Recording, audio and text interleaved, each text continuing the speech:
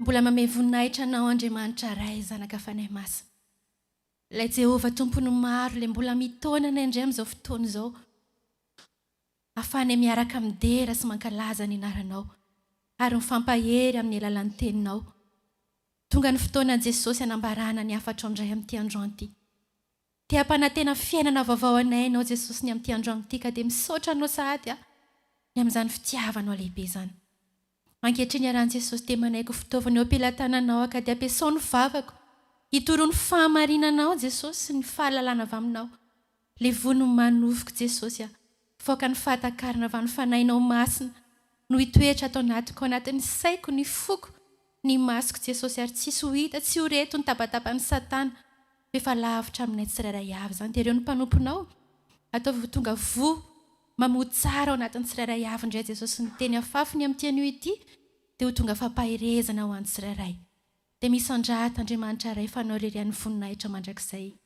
Amen. Afaka mipetraka ianareo tompoko.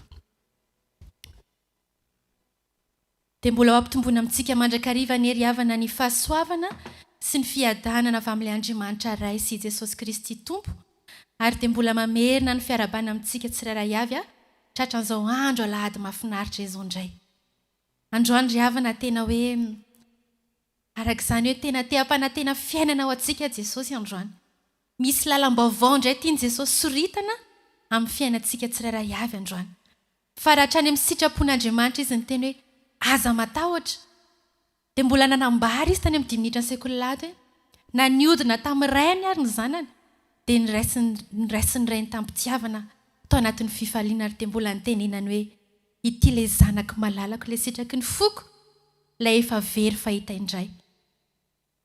Dia ho fesintsika amin'ny tenin'Andriamanitra izany rehetrarehetra izany satria tena hoe fampitohy. Any amin'ny bokin'i Ezekiela any ny tenin'Andriamanitra izy efa mizarantsika amin'ity anio ity. Ezekiela 9:30 dia ny 9:1 ka hatramin'ny 1:10 ny teny izay nomeny Jesosy antsika indray androany. Ezekiela 9:30 ny 9:1 ka hatramin'ny 1:10.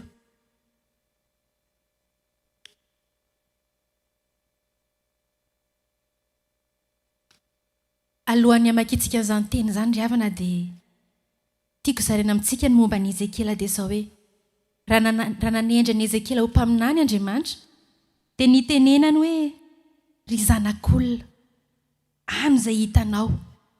Ano ozy izy ity horoana taratasy ity dia mandeha anaka amin'ny tenena amin'ny taranak'Israely. Dia nosokafany Ezekiela ny vavany dia nohaniny izany horoana taratasy izany dia nahita fisy hamamiana izy raha nandray izany. Alohan'ny hamakitsika ny Ezekiela 9:30 dia izao atao hoe mihinana bonbon ianao androany. Fa bonbon ho aiso anao io tenin'Andriamanitra io. Andao hovakitsika amin'ny anaran'i Jesosy. Koa mamina niny amin'ny tanin'i Israely ka lazao amin'ny tendrombohitra sy ny avoana ary ny lohasan-drika sy ny lohasaha hoe izao ny lazain'i Jehovah tompo. Indro tamin'ny fahasari-piariko sy ny fahatezerako no nitenenako no nitondranareo latsa tamin'ny firenena dia izao ny lazain'i Jehovah tompo. Izao efa nanangatanana nanao hoe ny firenena manodidina anareo no hitondra henatra. Fa ianareo kosa ary tendrombohitry ny Israely dia hisandrahaka sy havokatra ho an'ny Israely oloko fa efa tombotra ny haviany ireny. Fa indro hitodika aminareo aho ka hanatrika anareo dia asaina sy ho fafazany ianareo ary hamary ny olona any aminareo aho dia ny taranak'Israely rehetrarehetra ary honenana ny tanàna ka orina indray ny efa rava. Dia ampitombo-olona sy biby fiompy eny aminareo aho ka hitombo sy hiteraka ireo hametrahaki-ponina tahaka ny talohany aminareo ary hanisy soa anareo mihoatra noho ny tamin'ny andohanareo aho ka dia ho fantatrareo fa izaon'i Jehovah. Amen. Raha sina loha hevitra izany tenin'Andriamanitra izany dia izao hoe manangana izay efa rava Andriamanitra. Raha navadika tamin'ny teny frantsay izy dia hoe laissez Dieu faire les grosses œuvres et rebâtir votre vie. Eto amin'ity tantaran'i Ezekiel ity tsy mifanalavitra amin'ny tantaran'ilay zanak'adala. Eo amin'ny 9:1 eo dia notsindriana hoe ny Edomita no nanana fanjakana tao anatin'ny fotoana vitsivitsy teo amin'ny tanànan'i Israely. Fa naninona moa ry havana? Satria ny zanak'Israely dia haintsika loatra hoe zaza-piodina, zaza miovaova tahaka an'ilay zanak'Adala teo. Tsy mba nahentasina izay nomen'Andriamanitra azy. Raha nomena azy ireo ny ranontondra dronono sy tantely, raha navoaka tao anatin'izany hoe ranomasina mena zany, dia izao tsy mba nahainy faly, tsy mba nahanan-kasitraka, fa dia menomenina foana. Fa izao rehefa mafy ny ady dia lasa ihany miazakazaka any amin'Andriamanitra. Ary izay ry havana no mahandriamanitra n'Andriamanitra, tsy mba manamafy fo. Dia eto moa ny Edomita dia tsy iza fa ireo avy amin'ny taranaka Esau sy Jakoba tsy inona fa mpiralahy ihany. Izy ireo moa raha iverenana kely ny tantara dia anisan'ny mpiralahy atao hoe mpifahavalo tao anatin'ny fotoana, satria rehefa lasan'ny Jakoba ny fisikiany Esau dia mba nalahelo ihany Esau. Na dia nomeny maimaimpona ary zany satria Esau dia tiany rainy, ary rehefa tena lehibe tao anatin'indray ny fitiavana azy dia tia nomena azy ny tsodrano, satria hoe efa atombotra ny hafatesany. Tao anatin'izany nefa dia Rebeka reny izay tian'ny Jakoba nanao ny fomba rehetra kosa nahazahoan'i Jakoba an'izany tsodrano zany. Dia raha mpitahantsika ry havana, somary miverina kely foana amin'ilay 10 minitra ny sekoly ela teo satria tena hoe mitovy ilay tantara. Raha iverenana Esau dia izao, Esau lehilahy tena hoe tia mikarikaroka.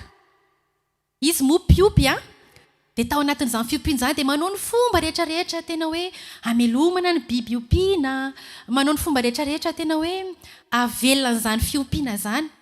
Ary tao anatin'izany arany dia izay indrindra nafaly an'ny Isaka rainy, satria izy mahavita an'izany hoe mame hena ho an'ny rainy izany, hohanina ao an-tanàna.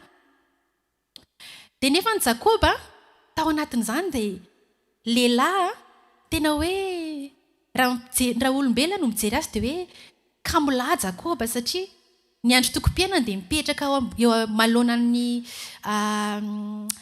tanty moa saiko ina moa ny tanty izany amin'ny teny gasy, ao amin'ilay mipetraka eo amin'ny tranolay foana ny andro tokom-piainan'i Jakoba. Dia eo dia mandinidinika ny zavatra miseho manodidina anazy. Dia raha fijery ny manodidina sy maha-olombelona dia izao hoe Jakoba izany tena hoe lehilahy tsy manao ninninona, tao mihitsy hoe lehilahy tsy nitsina satria mipetraka tsy manao ninninona arak'izay. Fa i Esau kosa dia tena hoe lehilahy mpikarikaroka. Fa izao ry havana, Andriamanitra tsy nijery an'izany. Ary tena nametra-panontaniana mihitsy ny ary izao hoe Jesosy fa maninona moa Esau ny tianao kokoa no Jakoba? Maninona Esau Jakoba ny tian'Andriamanitra kokoa no Esau? Nefa ny Esau tena nanaja ny rainy, tena hoe nankatony rainy, tena namelona ny rainy mihitsy arany. Fa Jakoba izay tsy nitsina, toa izy indray no nofidianao. Dia tao anatin'izany ka ry havana, ny toe-pon'i Jakoba no hitan'Andriamanitra. Raha atao hoe mipetraka eo ambodilay fotsiny Jakoba dia izao, aika izy misaintsaina ny momba an'izany hoe Andriamanitra izany. Ny vie spirituelle ozy izy moa izay izany no filazanteny frantsay anazy hoe mieritreritra kokoa ny ara-panahy. Mety hoe tsy dia tena hoe ara-panahy ohatrany hoe zao ataontsika izao, fa mieritreritra an'izany hoe minona moa Andriamanitra, inona ny toerana n'izany Andriamanitra izany, fa maninona za ataon'Andriamanitra ohatrao. Tena hoe misaina izany ny amin'ny momba an'Andriamanitra. Dia izany ny andanian'i Jakoba ny androny. Dia Esau indray nefa lany andro amin'ny ara-nofo. Nanana ny intelligence rehetrarehetra arany izy dia izao hoe lany tamin'ny fahalalany sy ny fahatakarany Esau. Dia izay ka iny natonga an'Andriamanitra tena hoe nanavaka an'i Jakoba. Ary dia novidiany i Jakoba tena tonga ilay anarana hoe Israely. Rehefa jerena moa mbola lava be ny tantara fa izao Jakoba anisan'izany hoe lehilahy navita ny tolona tamin'Andriamanitra izany. Rehefa tena miantso Andriamanitra dia tena hoe nitolona, satria misy lalana tian'Andriamanitra hitondrahanao. Dia tonga eto amin'ity andinin-tsoratra masina momba ny Ezekiely ity tsika ry havana. rehefa tao anatin'izany hoe fiodinana zany ry Israely dia Andriamanitra mamela ihany koa ny fahavalo alohany anjaka. Tena velan'Andriamanitra nanjaka reto Edomita reto. Fa rehefa hitan'Andriamanitra hoe mafy loatra mahazo an'ireto zanako. Ary rehefa hitan'Andriamanitra ihany koa hoe manomboka miverina any aminazy indray ny zanak'Israely, dia nanina Andriamanitra? Onena azy ireo Andriamanitra. Ary teto ny tendin'Andriamanitra dia tena nyteny mihitsy izy hoe tamin'ny afo ny fahatezerako izy tamin'ny fahasari-piariko sy tamin'ny fahatezerako no nitenenako. Rehefa tena hoe tao anatin'ny ditra tokoa ny zanak'Israely dia tena hoe navelan'Andriamanitra mihitsy ny alohan'izy ireo.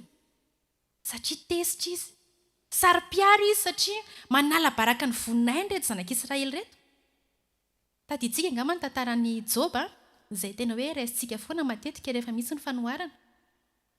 Fa Andriamanitra mahafantatra ny toe-pony Joba tahaka ny Jakoba. Fa zao rehefa nampidiry ny fahavalo aloha, rehefa nampidiry ny Satana hoe manjakary aloha ianao, omeko lalana ianao. Dia izao reraka ihany avy eo reto ilay mpanompo efa voafidy reto. Ary izay namerenan'Andriamanitra azy ireo ho ao aminy. Ohatr'izany tsika ry havana. Tsika mitokotona indraindray. Mbetika tsika atao hoe mafana.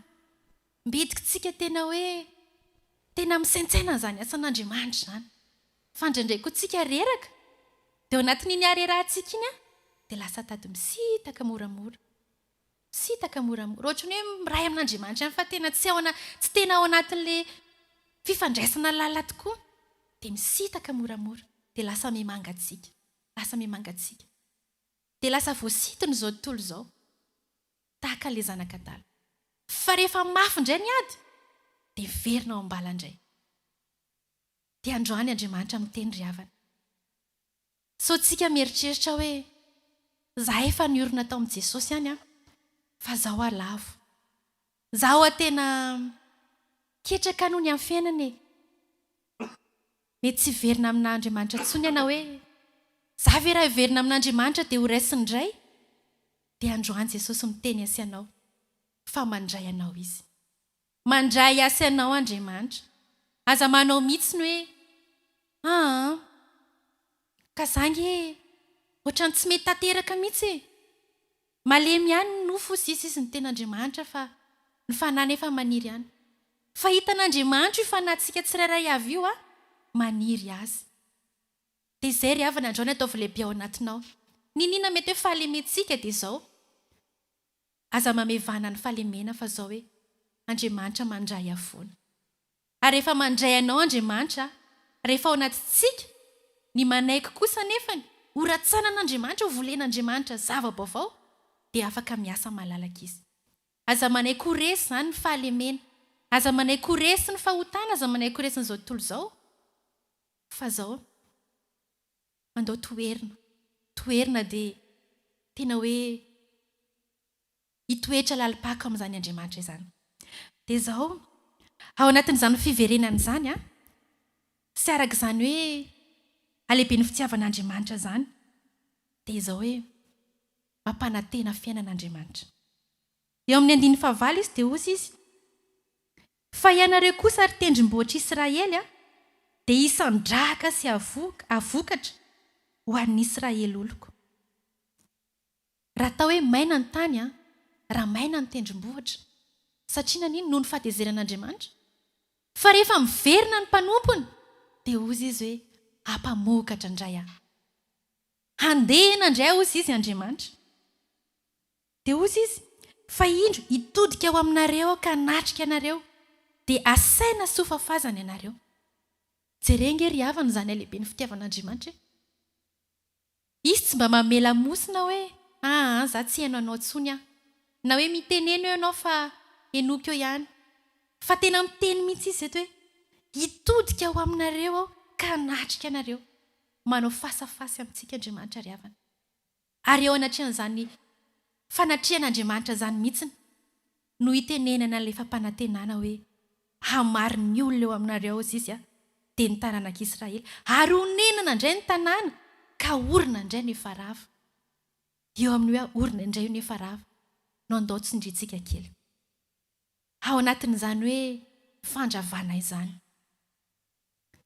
Dia misy ny fampitehana, misy ny fisitahana. Fa zao, rehefa tonga Andriamanitra anangana,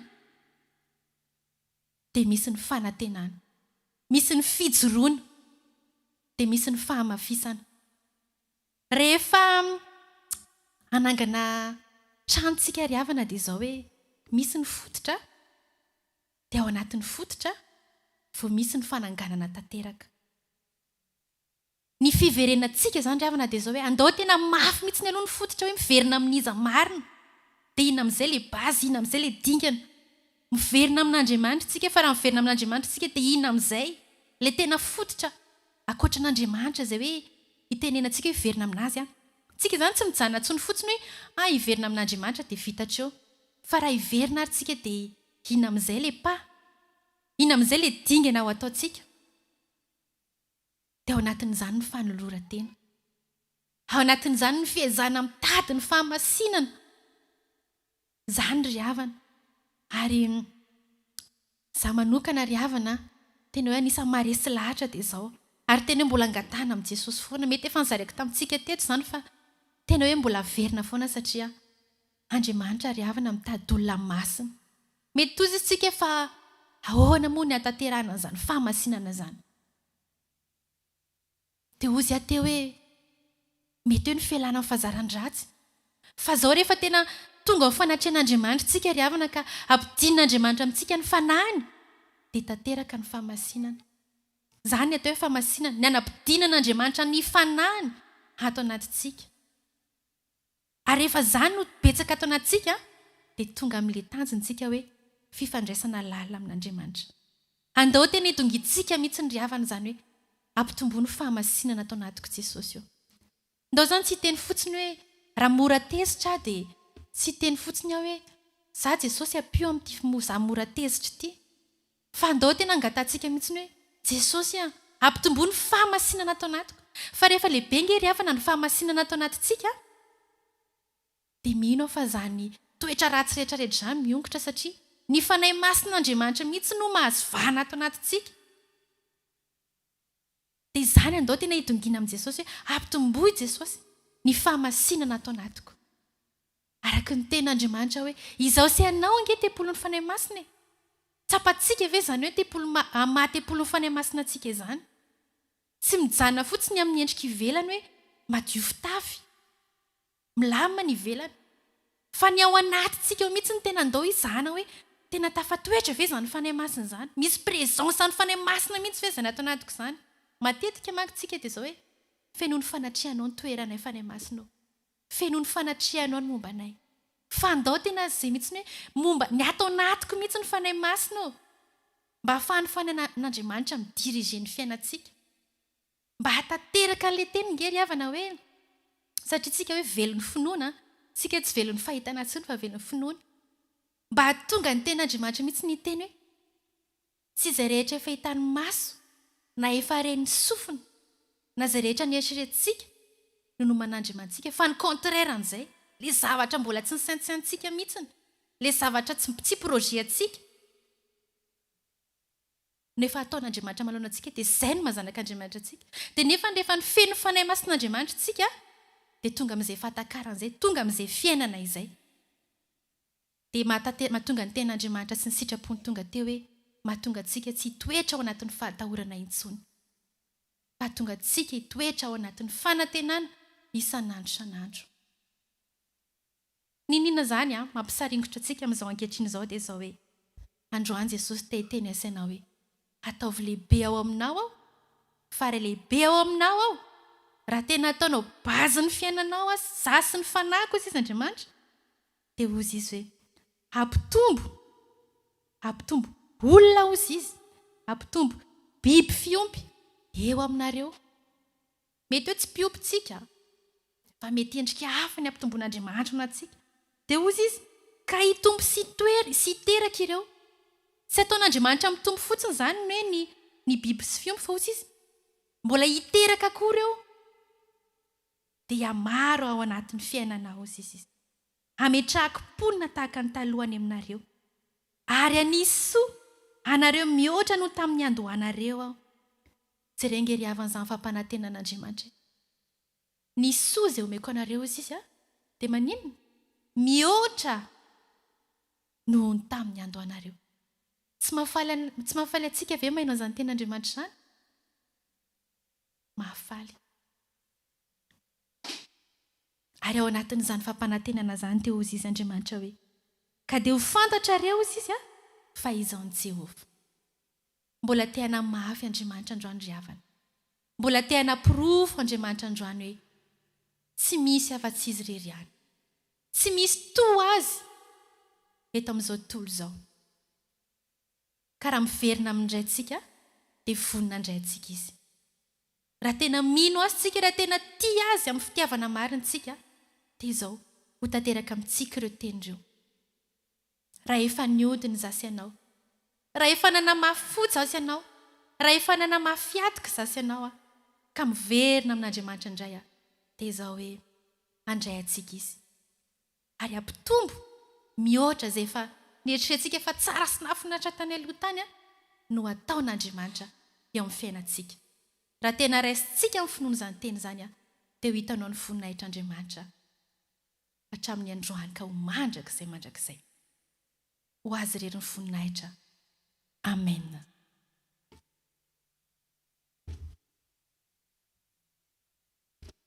Dia misaotra ny mpanompontsika amin'izany sakafom-panazany. Ny fanamasina ny araka ny teny hoe ampitsoetra sy hanasavantsika ny teny mandrakarivo. Ka dia mangataka ny atoko-pihira manao ny anjarany toko.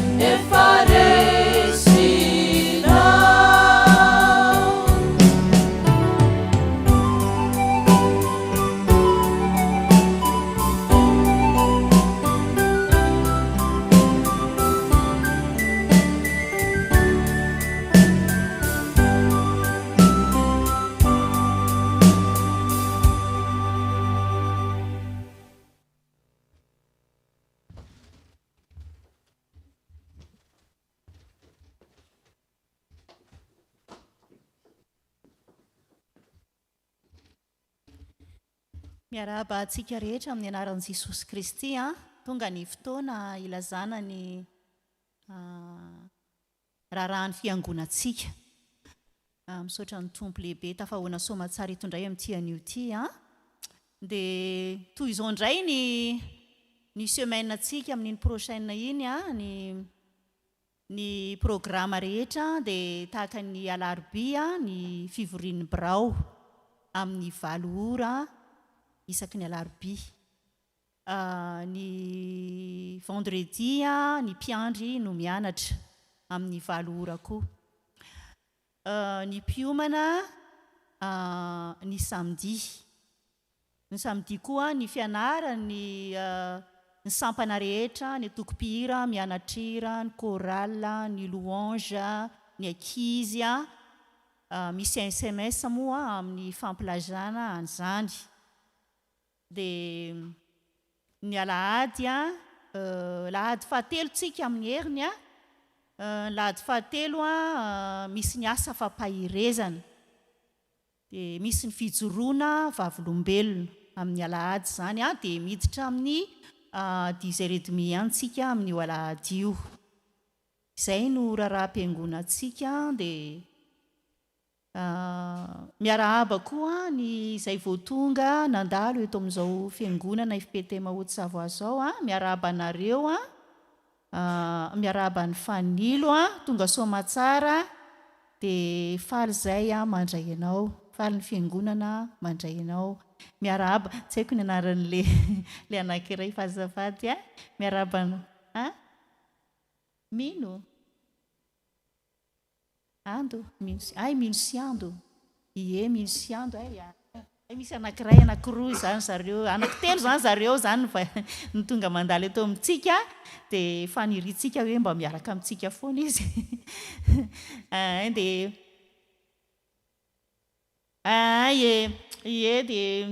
dia bonjour Benoît aussi est là. Nous sommes heureux de vous accueillir ici.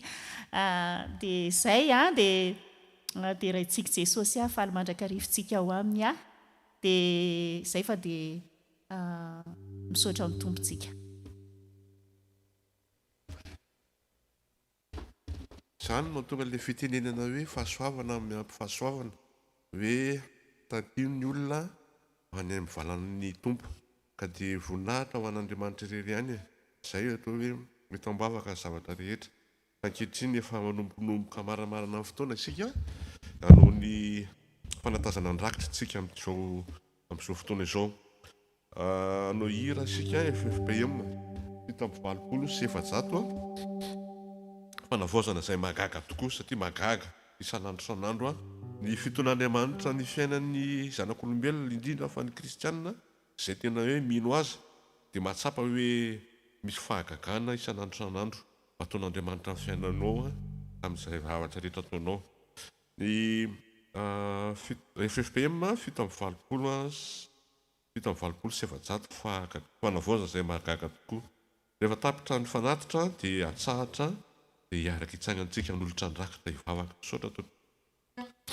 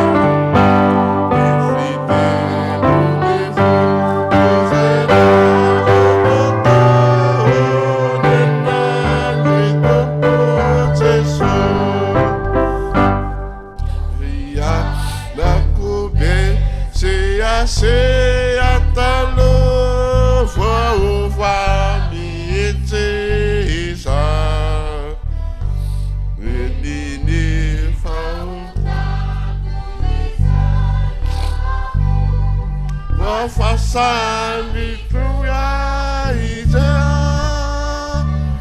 atrameny zate hende hende atrameny zate hende ny fitepony foko zay rava toko onena ny tompo Jesosy. Hitsangantsika nolotra ny fanatitra araka iondrika io afaka isika tompo. Dia mbola tsy hainay tsy hisaotra Jesosy any amin'izao rasa taon'izao satria mbola nafahanao indray nanolotra anay ny fanatitra eo anatrehanao. Ny sitraka ao dia ny fonay ny entina eo anatrehanao izany ny sitraka ao tokoa Jesosy Kristy. Ka dia tsy hainay tsy hisaotra ny amin'izay fitantananao ny tsiraray, hitanao ny alan'ireny Jesosy, ianao ampitombo izay sahaza sy izay tianao omenao azy. Ary ireo fanatitra ireo hitanao ny asa miandry azy ny ambandrosona ny ambaninday ny asanao eto amin'ity fiangonana amin'ity tanàna SAVOIE ity Jesosy. Ka dia ianao no hita, ianao no hiaro sy ametraka izay tokony ho izy amin'izany fanatitra izany dia amin'ny anaranao Jesosy Kristy. Amen. Petraka isika tompo.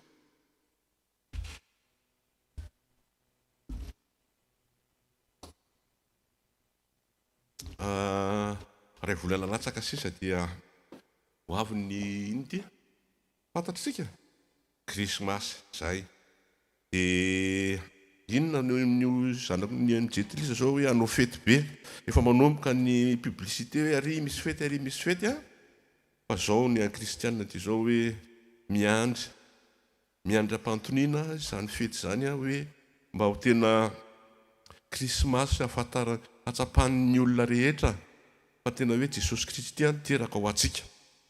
Raha teraka ho atsika Jesosy dia zao nalolotra ny tena mihitsy izay mihitsy nanaovan'Andriamanitra azy hoe nataony nofo tahaka sy tahaka anao nefa zanatrak'Andriamanitra ny dikany hoe mbola ho atolotra amin'ny hazo fijaliana izy isolo ny fahotantsika satria tsisy mahafaka amin'ny fahotantsika afa-tsy izy irery ihany. Ka dia oka hiandram-pitoniana fa tsy hampimenomana na fitabatabana isika ny amin'izany fety izany. Ka dia amarana fotoana isika tondra ny herinandrosika eo amin'ny tompo isika dia eto amin'ny tompo izay zavatra tena mba manery ianao satria araka ny teniny hoe izay mangataka no omena. Ary izany no sitrapon'ny tompo hoe sitraky Jesosy hoe izy ihany no manafaka ny rehetrarehetra ary aoka ho tsapan'ny olona rehetra. Fa raha tafasaraka amin'ny Jesosy isika kristianina efa tsy mahay fanahinana inona araka ny teniny. Ka dia oetintsika izay mba mavesatra any am-potsika any oetiny ao anatrehany izay mba etaetantsika izay mba hoe zao mba tiako hananana Jesosy zao mba tiako. Ary indrindrindrindra oka tsy adinontsika fa tsy hoe ny zavatra ny tsara ihany fa le hoe angatao amin'ny Jesosy mihitsy hoe ty Jesosy hoentiko aminao fa tsy mety ho afaka ty fahazarany ratsy. Izay mihitsy tokony hananantsika ny tompo hoe mba manana mpisolo vavintsika eo anatrehan'Andriamanitra hanalan'izany ny zavatra rehetra zany. Ka dia hitondra ny herinandro ho an'ny ankizy, ho an'ny mpiasa, ho an'izay rehetrarehetra manitikitika ao anatin'ny fonao sy ny sainao hoentsika eo anatrehan'Andriamanitra miaraka iondrika hivavaka isika tompo. Misaotra Jesosy fa mbola sitrako no nantentarahana izao fotoam-bavaka izao tamin'ity maraina ity. Araka ny teninao hoe izay tareto fanahy ihany no ahitan'Andriamanitra. Tompo malalo, hitanao ny fitabatabany anatin'ny fonay ihany, hitanao ny zavatra amin'ny fimenomenomana ihany.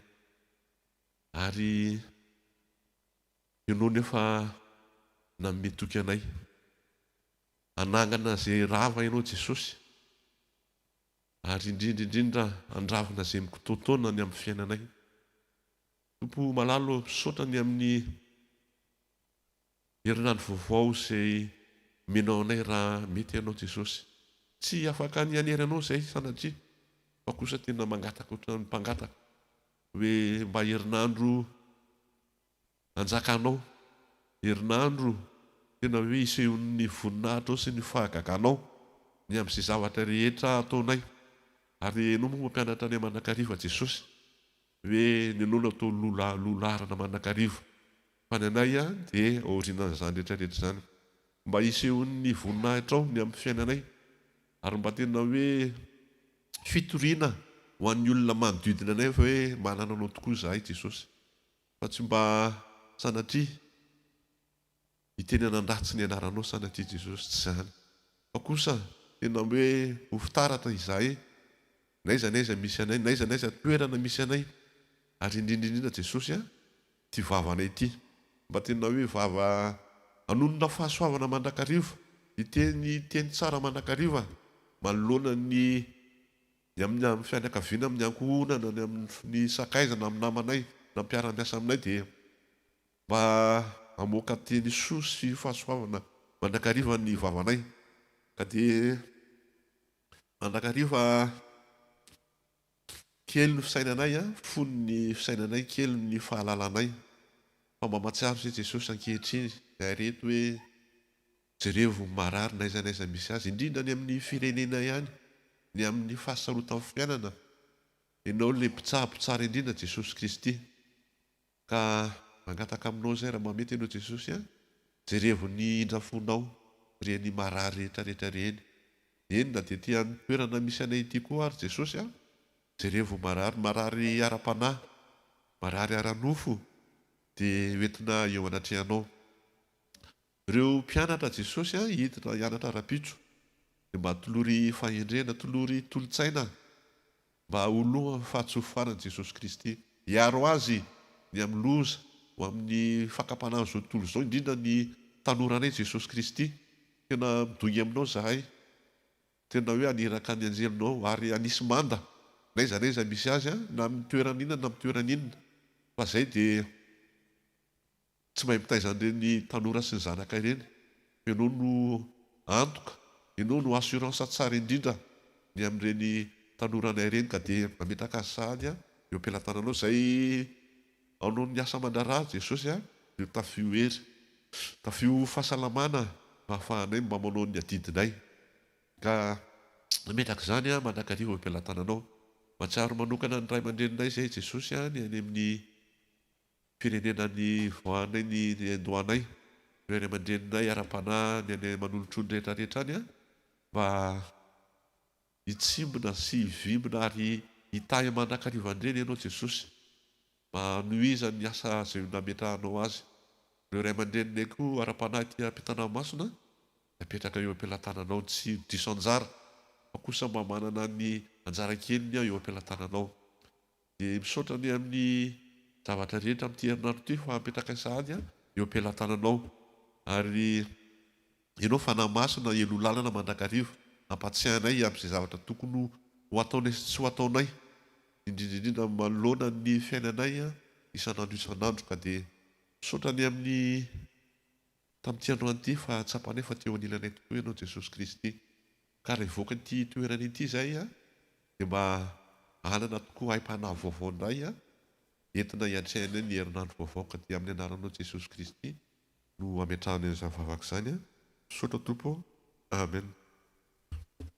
Alohan'ny hitsangana mpanompo ny ametraka ny tsodrano dia ataontsika ny 5 amin'ny hira teo mba farana amin'ny hira teo hoe fanavozana iny ny 5 amin'ny 5 ihany hitsangana amin'ny mpanompony amin'ny amin'ny tsodrano ho antsika indray amin'ity lahady maraina ity.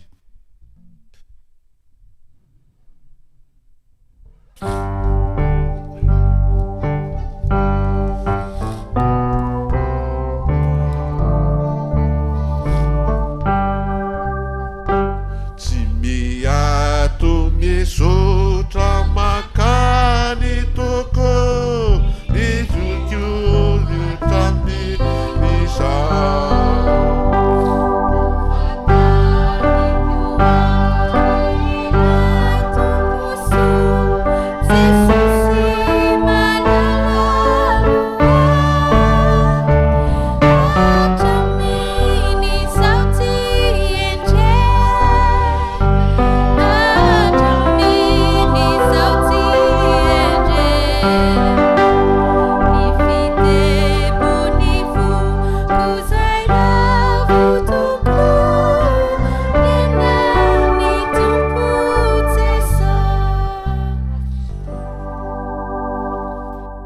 antsika andray ny tsodrano a raisy ny tsodrano ry havana fa soava le Andriamanitra ray sy ny fitiavan' Jesosy Kristy tompo a ary ny fampiraizina avy amin'ny fanahy masina ny eo amintsika ary mbola hatateraka le ten'Andriamanitra manao hoe heno ny feoako dia ho Andriamanitra reo aho ary anareo oloko a ka andeha amin'ny lalana rehetra nadidiko anareo mba hahitahanareo soa.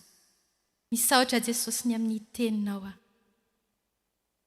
Rainay izay any an-danitra, ho amasina ny eny anaranao, ho tonga ny eny fanjakanao, atao any eny sitraponao, ety hatany tahaka ny any an-danitra.